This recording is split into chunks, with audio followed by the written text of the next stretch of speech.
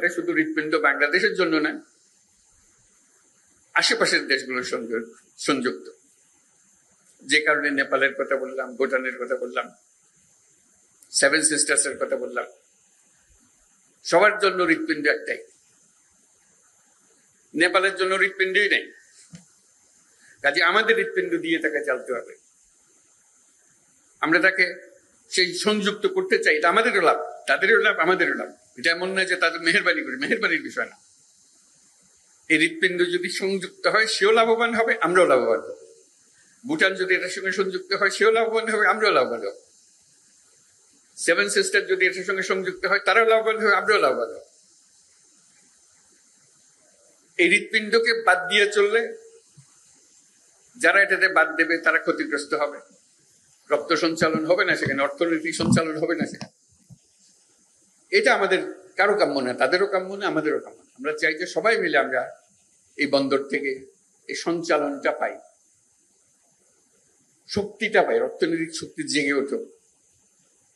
আমরা যে আজকে চট্টগ্রাম বন্দরের কথা বলছি, এখানে স্ক্রিনে আমরা দেখছি বন্দরের পরিস্থিতি। আমাদের মতো দেশে আমরা তো একটা বন্দর নিয়ে কথা বলছি, কয়েকটা টার্মিনাল নিয়ে কথা বলছি,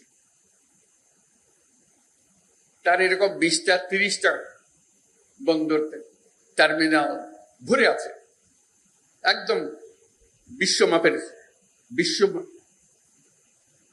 সাইজের বন্দর এগুলো। সেখান থেকে তাকালে আমাদেরকে খুব ক্ষীণ মনে হয়। এই হৃৎপিণ্ড দিয়ে তো রোগী বেশি দিন টিকবে না, টেকানো যাবে না। কাজে এটাকে শক্তিশালী করতে হবে, এমন শক্তিশালী করতে ক্রমাগত ভাবে এটা শক্তিশালী করতে হবে। একবার শক্তিশালী করে দিয়ে ওখানে ইতি টানলেও হবে না। তো সেখানেই আসে আমাদের চ্যালেঞ্জ। তো যে টিমের কথা বললাম আমরা, লুৎফে, সাখাওয়াত, আশিকর মধ্যে ঢুকালাম, আর যারা এখানে বন্দর কর্তৃপক্ষ,